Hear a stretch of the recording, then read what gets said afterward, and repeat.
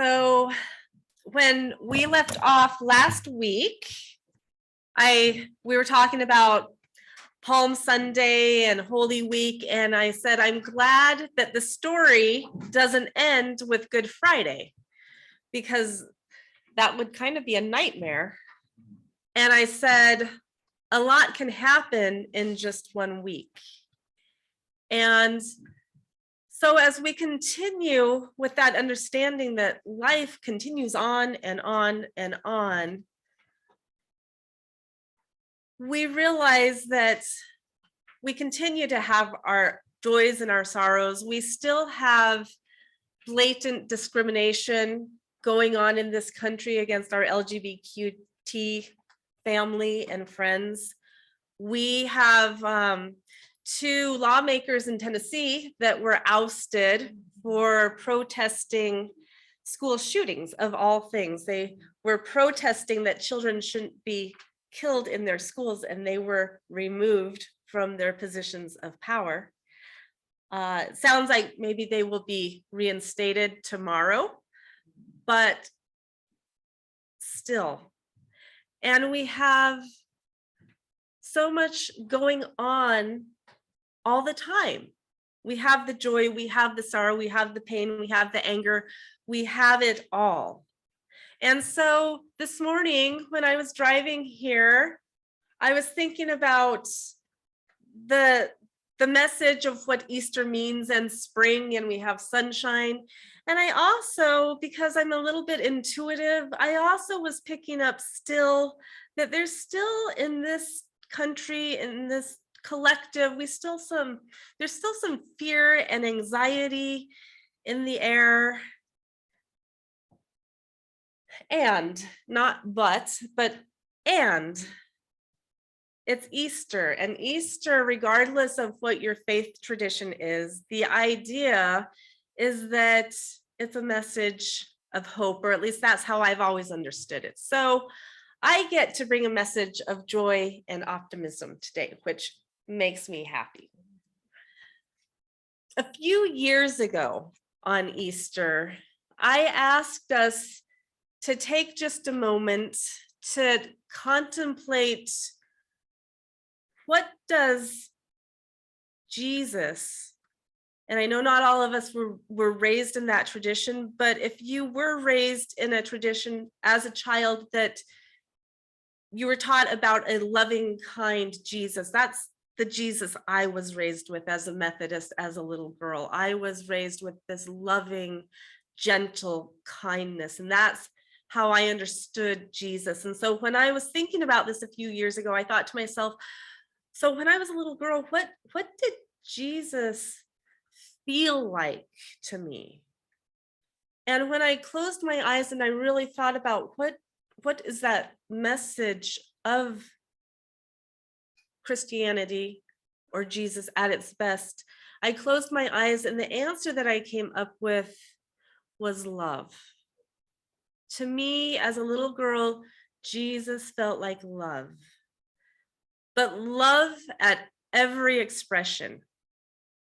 I remember this image of this beautiful, loving, gentle man who could always see beyond what was appearing before him into the essence of the human being inside. He said, let the children come to me. Let me see the divine holiness in that woman. Let me see the beauty beyond that leper's horribly painful looking skin. And this reflection a few years ago gave me an aha moment, because what I realized, and I've been talking about this now for a few years, but what I realized was when Jesus came into the world, what he brought with him was a level of consciousness. And while that consciousness has always existed, because all levels of consciousness always exist, all vibrations, all frequencies are eternal. But he brought in this level of consciousness that had not yet been expressed in that part of the world at that point in time. And I say this because I don't believe that Jesus was the first or the only person to embody and express that level of loving consciousness. 500 years earlier, a prince named Siddhartha, later to be known as Buddha, exhibited a similar understanding of ultimate reality. But it is and was that level of consciousness that changed the world, and it is that level of consciousness embodied that will continue to change our world for us. So it wasn't so much the man, but the new example of how human beings might be, how they might understand and express themselves. This is how I understand the life and the teachings and the work of Jesus. It is the same level of consciousness that Buddha came to understand. And I call this Christ consciousness. But when I use that expression, Christ consciousness, it's not about one specific faith tradition, one religion. It is an understanding of what we as human beings can attain when we truly open our hearts, open our minds, open our souls to the best that we can possibly tap into.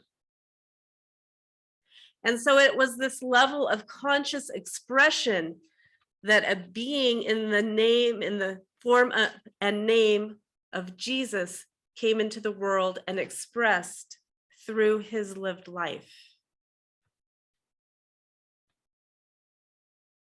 And I want us to think about this just for a minute, because like I said, it was this level of consciousness that perhaps had not been in that world yet, but when he came and he expressed it, then it became real. And then it became a level of consciousness on this planet that humanity then had the ability or the example that it could then be tapped into. And the invitation was for everybody to tap into it, because it's not just for one person or one group or one point in time. It's a level of expression that was demonstrated that we as human beings can experience. These things and more shall you also do. That's all. It wasn't ego worship he was talking about. He didn't have much of an ego. It was an expression of alignment with something called love. I and the Father are one. Alignments. In 1841, Theodore Parker, who was one of the founders of Unitarian thought, wrote in his classic sermon, The Transient and Permanent in Christianity. He wrote, "The word that was before Abraham in the very beginning will not change, for that word is truth. From this, Jesus subtracted nothing. To this, he added nothing." I'm going to say that again because I think that's really important for us to think about. The word in the very beginning will not change because it is truth. From this, Jesus subtracted nothing. To this, he added nothing.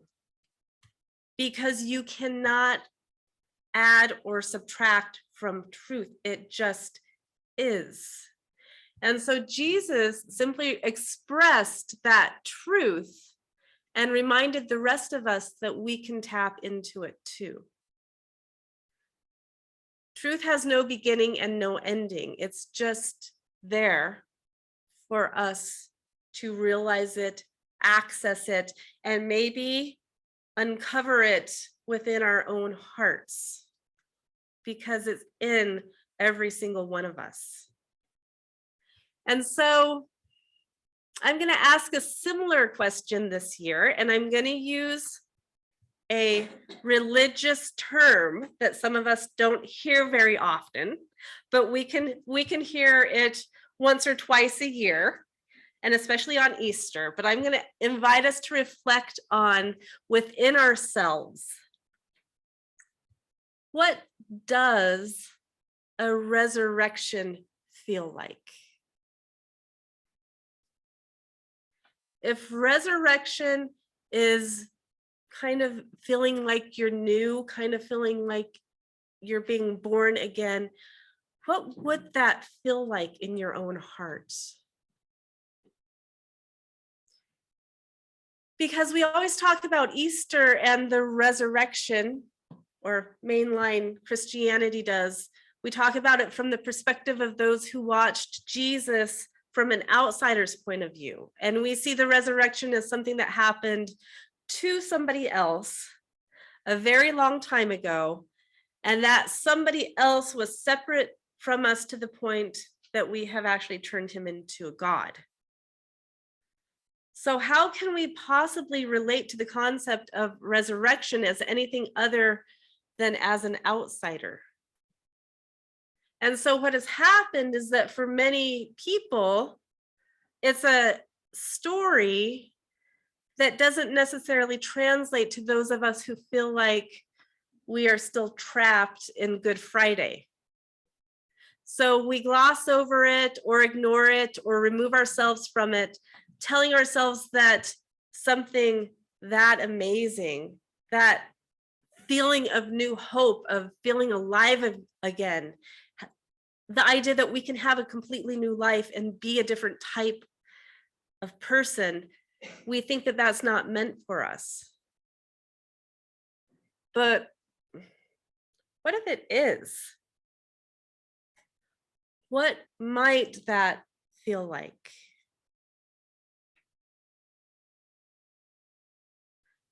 Last week, when I was talking about Palm Sunday and Good Friday, we talked about the feelings associated with Good Friday. And we talked about how we can feel those feelings associated with being condemned or being betrayed or being killed or just feeling isolated and hopeless and lonely. And we know what that feels like because those experiences are very much a part of the collective human experience. But how often and how many of us, and maybe I would be surprised, maybe more of you would raise your hand, but how many of us then take the time to really reflect on what it feels like to wake up one day and feel joyful, to wake up and feel free, to wake up and feel like there's a completely new paradigm and understanding of life? What does it feel like when we have those aha moments, when all of a sudden something is clear and you see the world or the problem that you've been working on, you see the solution in a new way?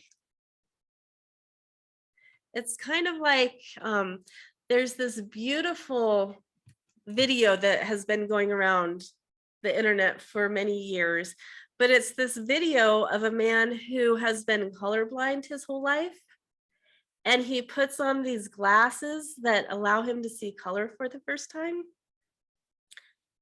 And his expression, like, it's just so beautiful. It makes me cry every time I see that video, because it's like if you've never seen color, you don't really know what you're missing until you put those glasses on, and then it's like, wow. And there's another video of this little, probably 1 or 2 year old, and he was born deaf, and his parents, makes me cry, they put hearing aids in his ears. And his expression when he hears his mother's voice for the first time, it's like this baby's eyes just like light up, and this like whole world is opened up. And once you've had that first sense of sound, or once you've seen that first glimmer of color, it's like everything changes in that instant, and the world as you know it will never be the same, because we know that there's so much more out there. And so I wonder if that isn't a little bit what Easter might be like for us, whether we celebrate it in an official way or not. It might be like seeing color for the first time, or hearing sound for the first time, or somebody who, like me, that, you know, has sinus issues. I don't have a very good sense of smell. I think, wouldn't that be amazing if someday I like woke up and could smell, and then I'm kind of like, oh gosh, what would my house actually be like? But like, you don't know, you don't miss it because you don't know that it's there. But then once it's there, it's like this new discovery, and it can be so very beautiful. And so when we maybe feel like that little Lego rabbit that has been broken apart into 500 pieces, maybe what we do is we remind ourselves that if you have this little beautiful soul, if you have this little being like Caleb that's willing to take each piece and help you put it back together, and if you have friends, you have family, you have loved ones, you have this faith community that may see the different parts of your shattered pieces and say, here's a little piece, let me help you put this on. And here's another little shredded piece, and let me put this on. And before long, we're put back together. And if that little bunny rabbit breaks apart into all the pieces, and Caleb and his grandmother and his friends put it back together, it might not come back together as that bunny rabbit. The next time they put it together, it might be that parrot, or it might be that seal. But it's still coming back together in a beautiful, new, transformed way. And so when we come together on these spring mornings, that's what I love about spring. It's what I love about Easter. It's what I love about today, that we have blue sky, that we have sunshine, that the daffodils aren't quite blooming yet, but this time last year they were. Are there some? Okay, good. Mine aren't. So we have daffodils, and we get to sing together. And I just love the music that we've been singing today, because it is, to me, transformative. And so we wake up, the sun is out, the sky is blue, the birds are singing, and we can say to ourselves, it is a new day.